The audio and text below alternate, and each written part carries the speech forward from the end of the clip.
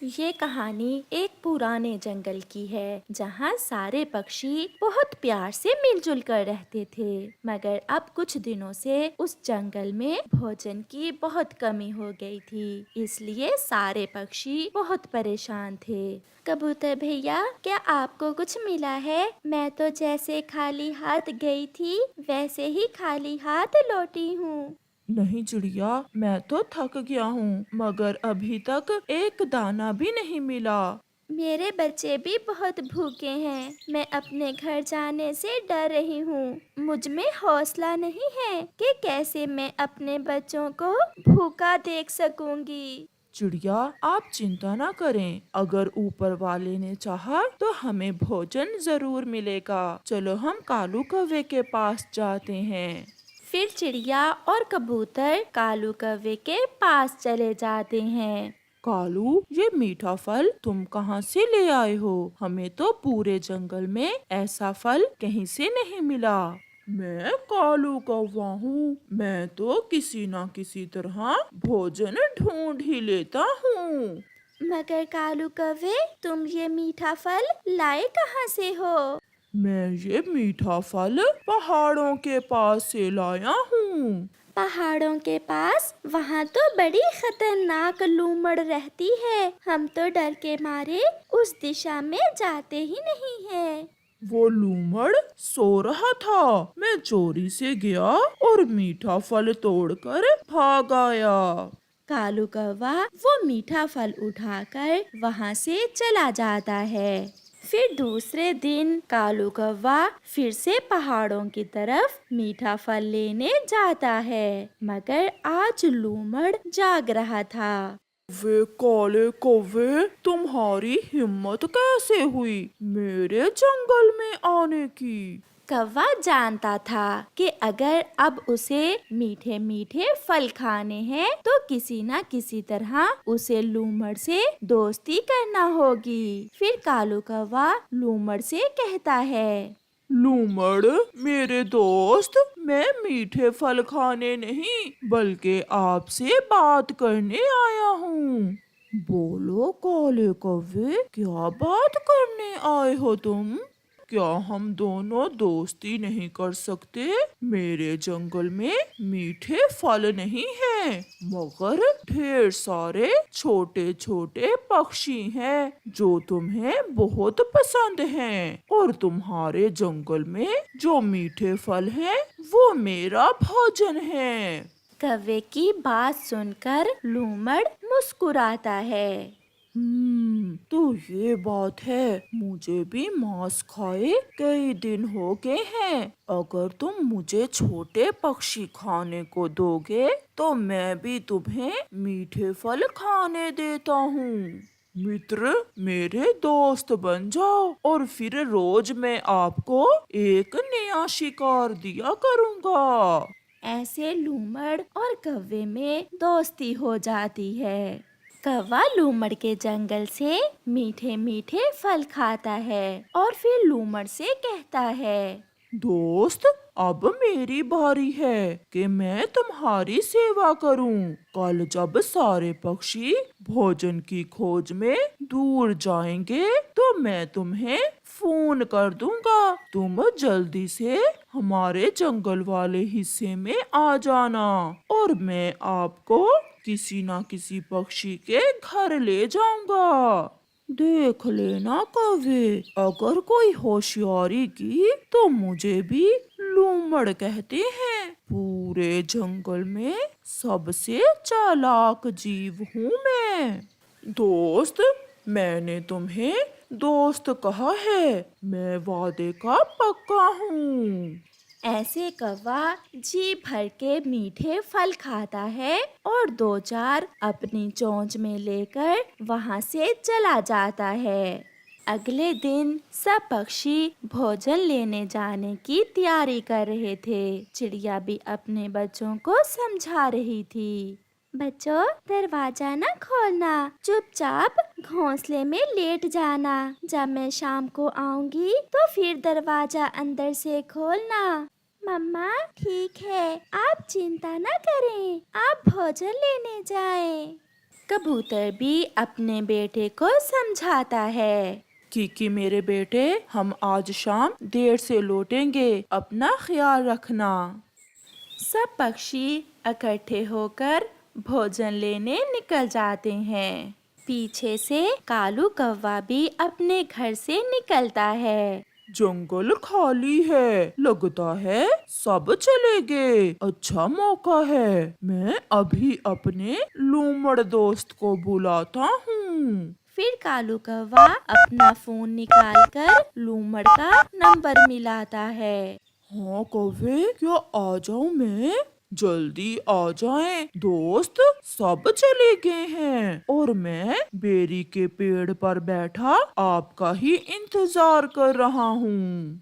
लूमड़ भागता है। वो बहुत तेजी से पक्षियों के इलाके में पहुंच जाता है।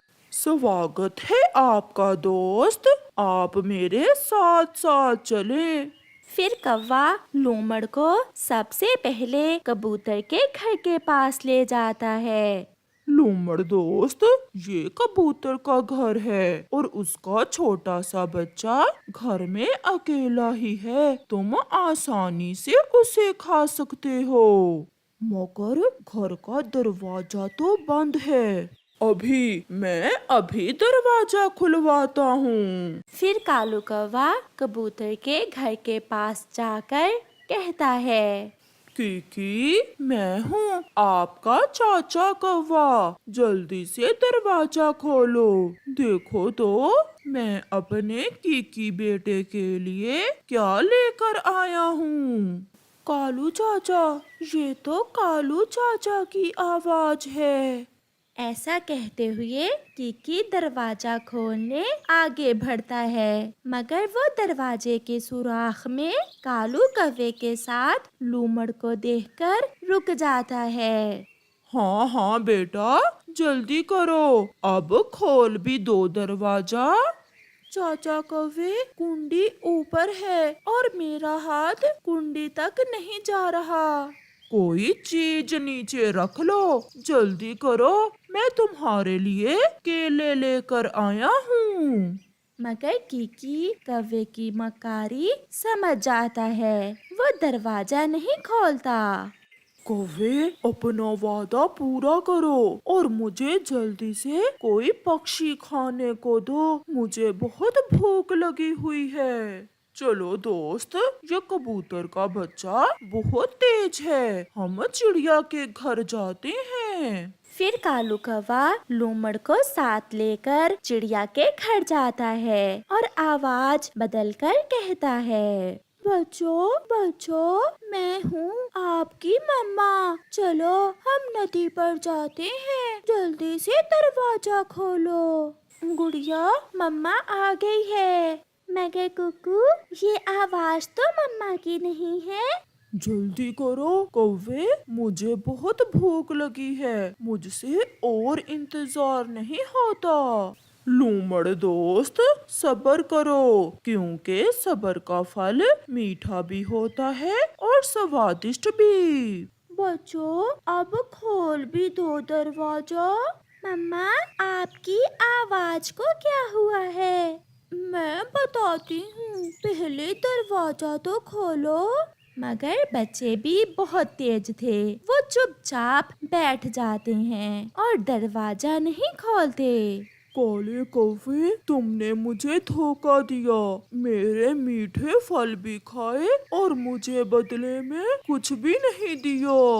दोस्त, अब आप वापिस चले जाएं, क्योंकि अब पक्षियों के आने का समय हो गया है। मैं कल जरूर आपको कोई ना कोई शिकार मार कर दूंगा।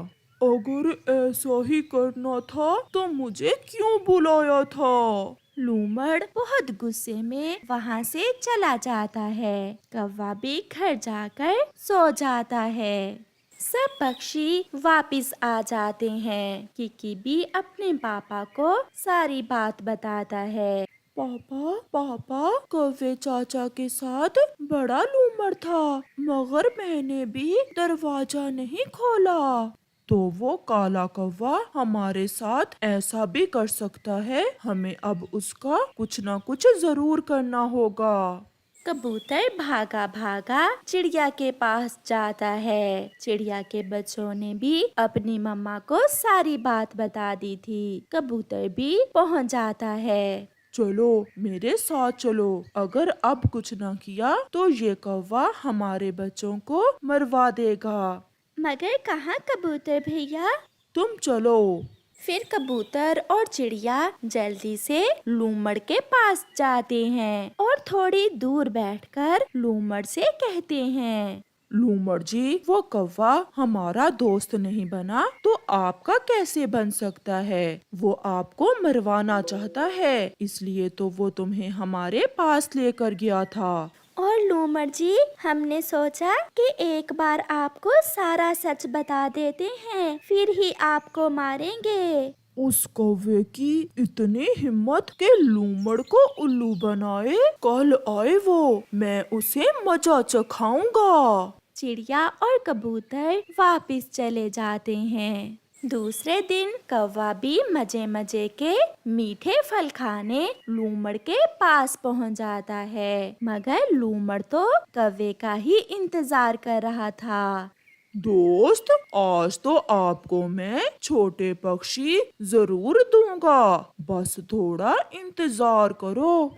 मेरे दोस्त, मेरे पास आओ, मैंने तुम्हारे लिए दो मीठे मीठे आम रखे हुए हैं। आमों का सुनकर कौवा जल्दी से लूमड़ के पास जाता है और लूमड़ कौवे को पकड़कर मार देता है। ऐसे काले कौवे को बुरे काम की सजा मिलती है। प्यारे दोस्तों, इस कहानी से हमें सीख मिलती है, हमेशा अपने दोस्तों के साथ मिलजुल कर रहें, क्योंकि जो गड्ढा तुम दूसरों के लिए खोदोगे खुद भी उसमें गिर सकते हो। बदलते हुए मौसम के साथ जंगल में सभी पक्षी बरसात की तैयारियों में लगे हुए थे। चिड़िया अपने दो बच्चों को साथ लेकर कबूतर के घर आती है।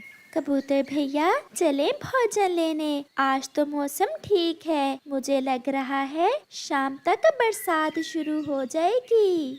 चिड़िया, हम बच्चों को साथ लेकर भोजन लेने नहीं जा सकते, वहाँ कई खतरे होते हैं। कबूतर भैया, मेरे बच्चे अभी छोटे हैं, मैं इन्हें घर पर अकेले भी तो नहीं छोड़ सकती, ये तो अभी उड़ भी नहीं सकते।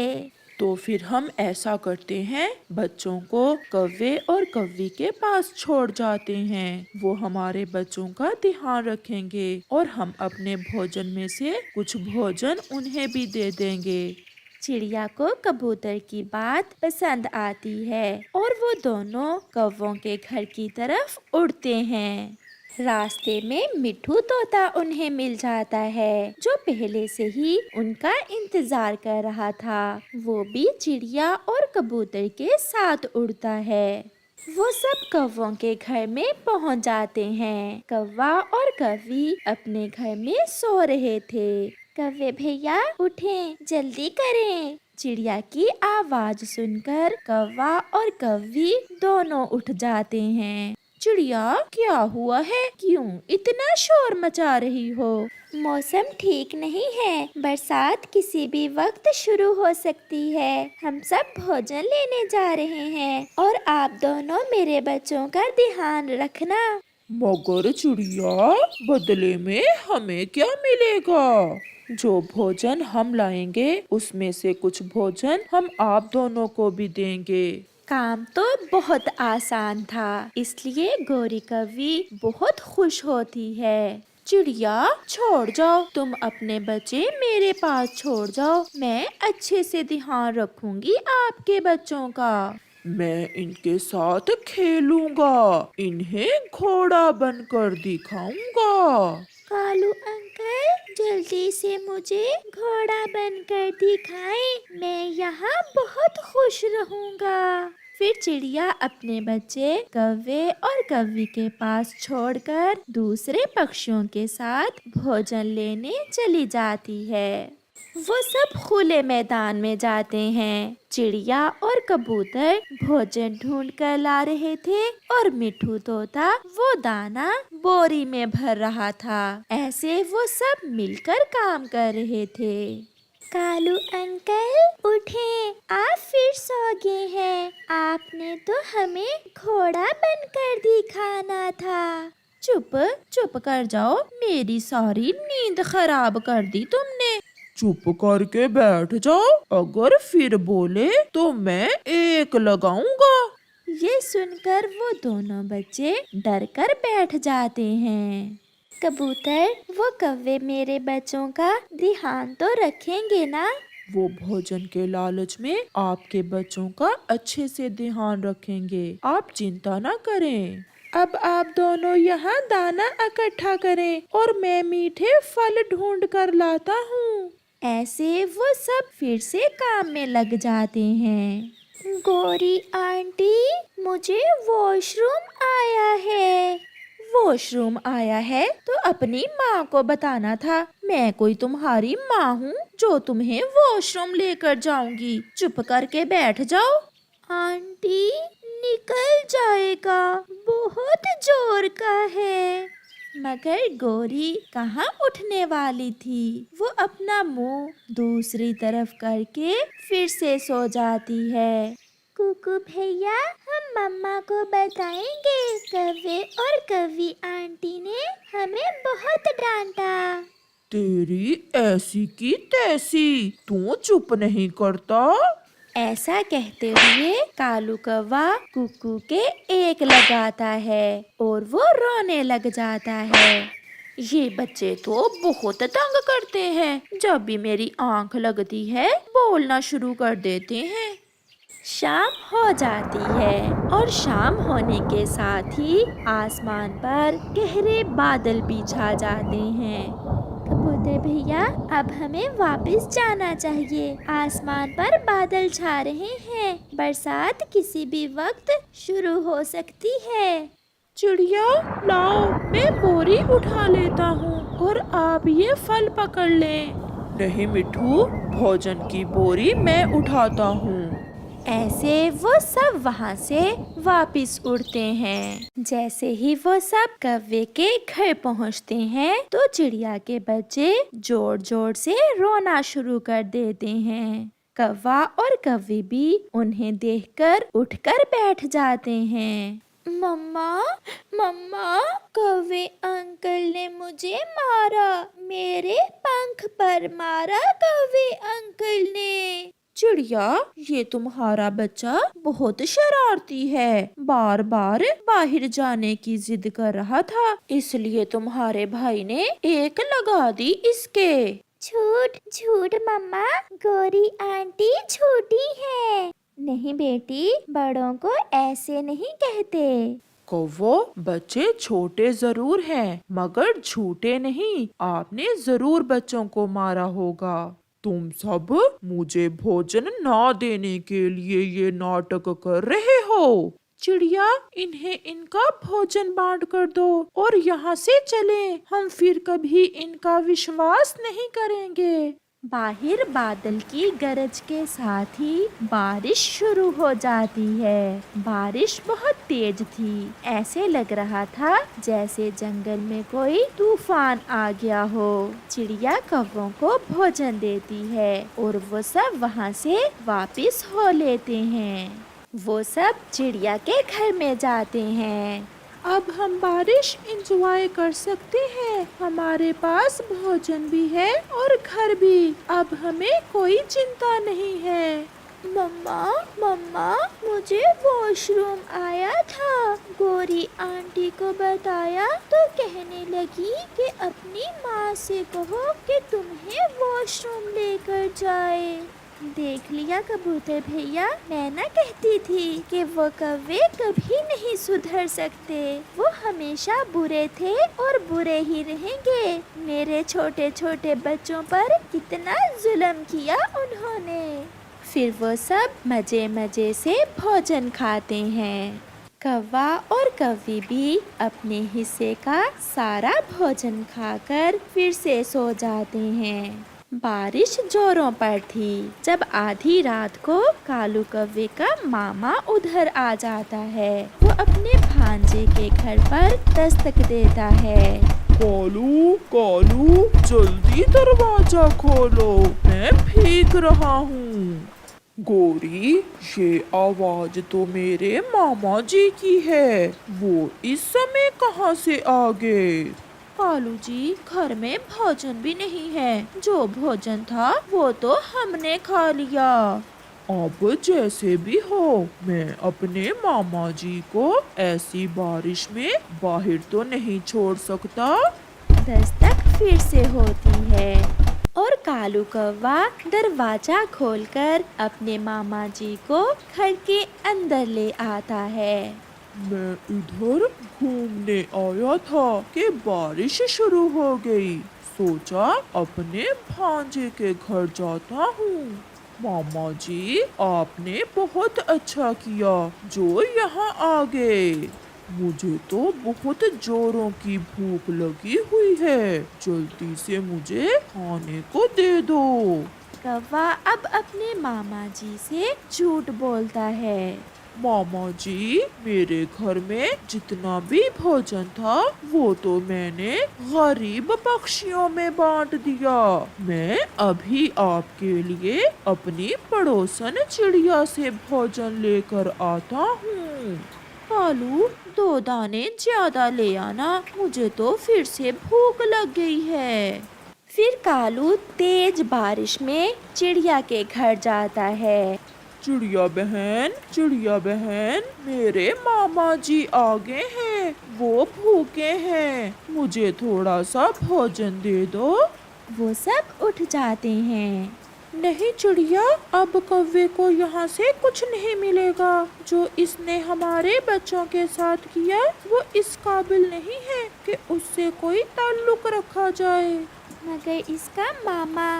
नहीं चिड़िया, ऐसे कौवे को सजा मिलनी जरूरी है। भागो यहाँ से, मामा तुम्हारा है, हमारा नहीं है। जाओ और दो भोजन उसे। तुमने बच्चों के साथ जो किया उन्होंने सब बता दिया है।